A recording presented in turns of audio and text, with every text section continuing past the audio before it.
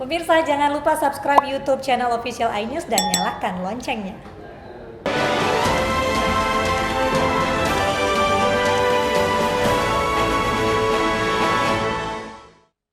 Pemerintah telah memasang pelang pengambil alihan Taman Mini Indonesia Indah di Jakarta siang tadi. Meski telah diambil alih melalui Kementerian Sekretaris Negara, tidak mengganggu operasional TMI.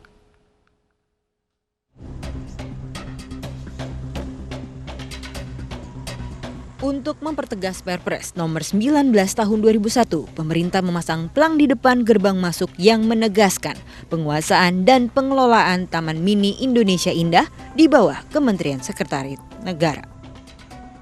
Pemasangan pelang disaksikan pejabat Kemensetnek dan pihak TMII. Meski ada pengambil alihan aset negara senilai lebih dari 20 triliun rupiah, operasional TMII tetap berjalan normal. Operasional tetap jalan, kemudian karyawan tetap bekerja sebagaimana biasa.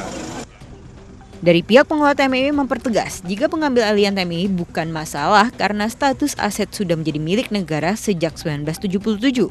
Sementara Yayasan Harapan Kita bersifat sebagai pengelola. Saya kira Taman Mini tidak ada masalah tentang hal ini karena memang sejak 77 Taman Mini ini adalah milik negara. Jadi bukan milik yayasan, tapi ini ada milik negara sejak tahun 77.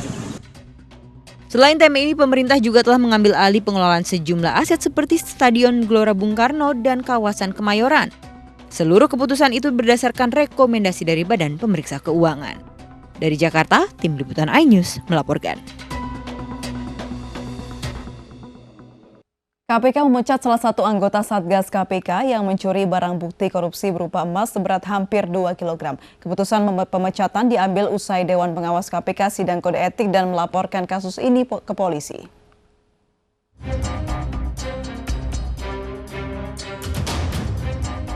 Usai menggelar sidang kode etik, Ketua Dewan Pengawas KPK Tumpak Hatorangan membacakan putusan terhadap salah satu anggota Satgas KPK berinisial IGA yang terbukti mencuri barang bukti korupsi. IGA dipecat dengan tidak hormat lantaran pegawai yang berstatus anggota Satgas KPK ini mencuri barang bukti emas seberat 1.900 gram yang diamankan penyidik KPK dalam korupsi mantan Dirjen Kementerian Keuangan Yaya Purnomo.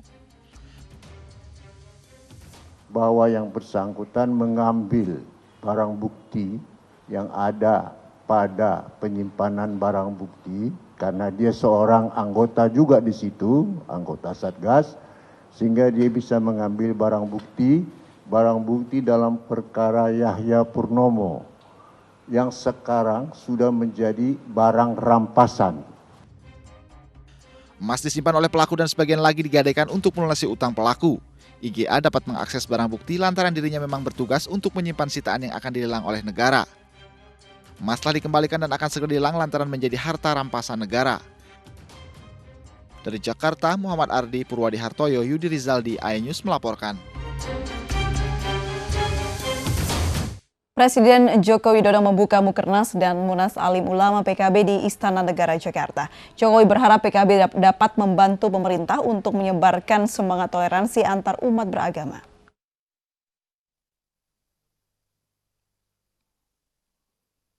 Yang terhormat Presiden Republik Indonesia, yang kami hormati para pimpinan lembaga negara, para Menteri Kabinet Indonesia Maju. Acara Mukernas turut dihadiri Ketua Umum PKB Muhaimin Iskandar beserta sejumlah ulama dan pimpinan pondok pesantren. Dalam sambutannya, Presiden Jokowi meyakini Partai Kebangkitan Bangsa bersama kadernya dapat membantu pemerintah dalam menyebarkan semangat toleransi antar umat beragama serta mencegah tindakan terorisme.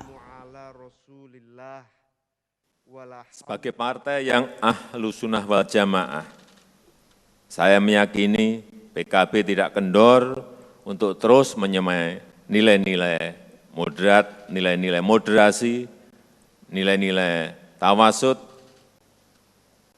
nilai-nilai keseimbangan, tawazun, dan terus menebarkan moderasi beragama, menjunjung tinggi toleransi dan kerukunan antar sesama. Sehingga radikalisme, terorisme tidak ada lagi di negara yang kita cintai ini, Indonesia. Presiden Jokowi menaikkan peraturan pemerintah tentang pengelolaan royalti lagu atau musik pada 30 Maret 2021. Namun sejumlah pihak meminta pemerintah mengkaji ulang aturan tersebut karena dianggap memberatkan.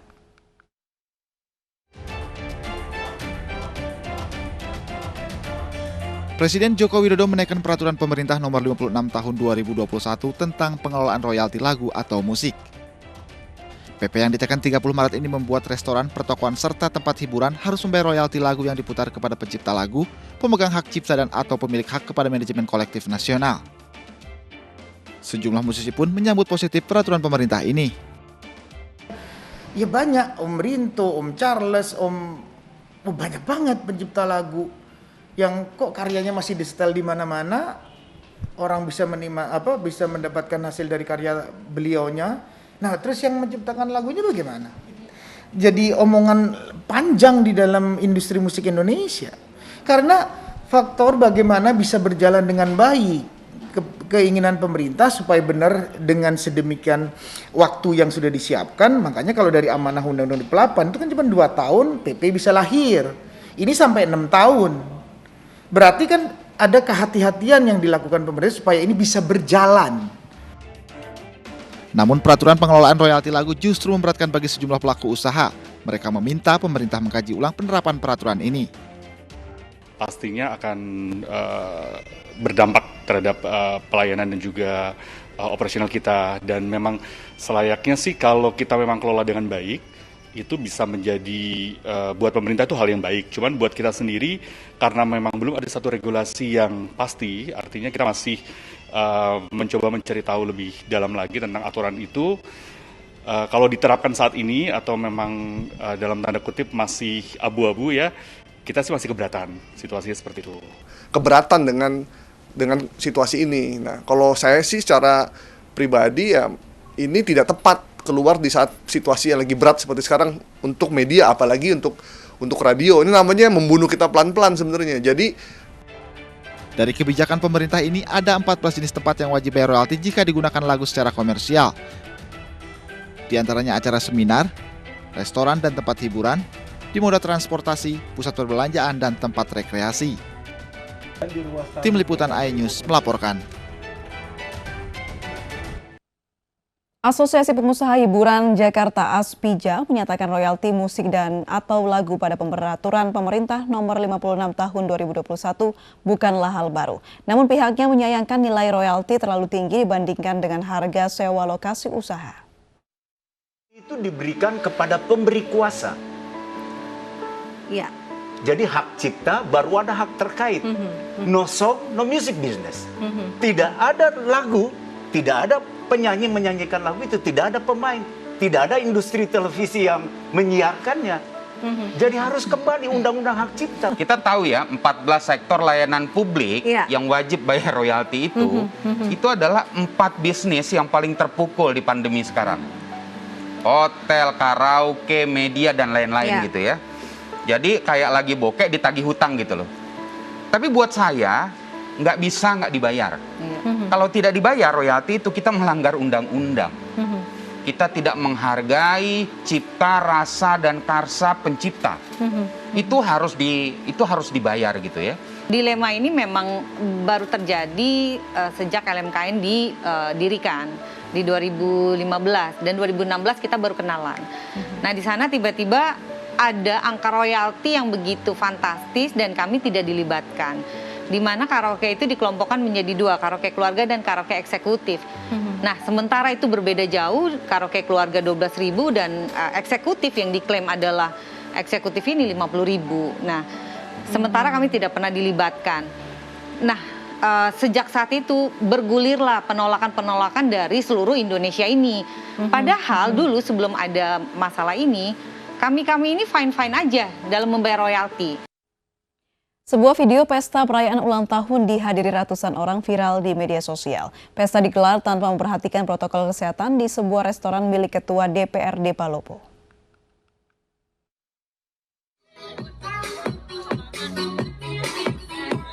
Video dugem dengan musik DJ untuk merayakan pesta ulang tahun di resto milik Ketua DPRD Palopo yang viral menuai banyak komentar. Dalam video, ratusan orang tak lagi mengindahkan protokol COVID-19. Mereka leluasa berkerumun bahkan tak memakai masker. Mirisnya lagi, pesta ulang tahun diduga dihadiri oleh tim Satgas COVID-19 Kota Palopo, padahal daerah ini masih berada di zona oranye dan pernah masuk ke dalam zona merah, bahkan menjadi klaster lokal. Pesta ulang tahun Andri Amrin bahkan dihadiri tamu undangan dari berbagai kabupaten kota seluruh raya. Saya mau konfirmasi saja mengenai izinnya. Iya. Dari Satgas bagaimana? Izin keramaiannya bagaimana, Bu? Oh, kalau untuk itu tanya sama yang punya tempat sih. Maksudnya? Sama yang punya tempat penyelenggara di sini. Yang punya tempat. Itu ada yang kegiatan siapa? Oh, dari kami sih memang. Itu. Karena dia istilahnya dia yang berkegiatan. Dari kantor minta bahwa yang berkegiatan itu ambil keterangan mengenai izin.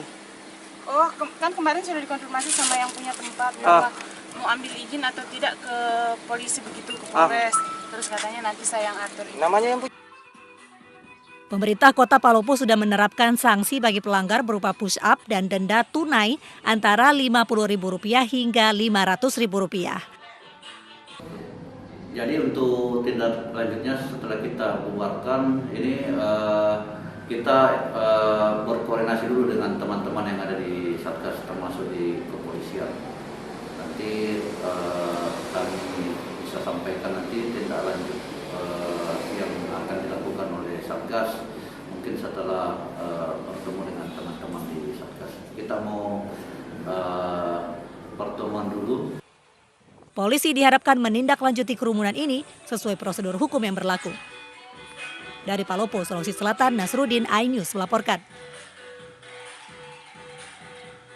Pemerintah mempertegas larangan mudik Lebaran 2021 yang berlangsung sejak 6 hingga 17 Mei mendatang. Salah satunya wajib isolasi mandiri selama 5 hari usai perjalanan.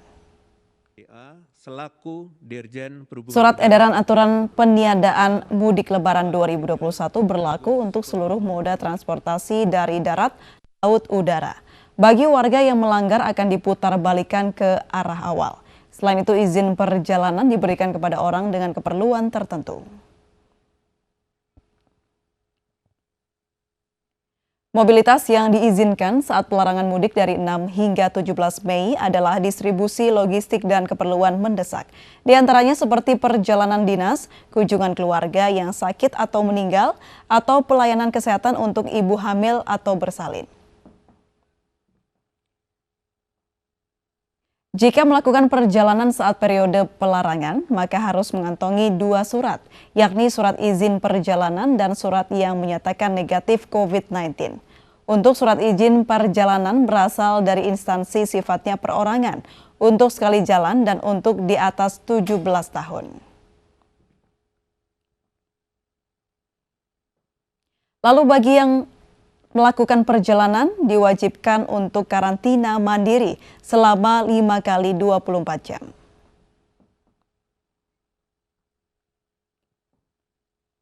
Atau repatriasi, apabila tidak ada keperluan yang sangat mendesak, dihimbau untuk menunda sementara kepulangannya di periode ini dengan harapan dapat mencegah masuknya imported case dengan varian mutasinya.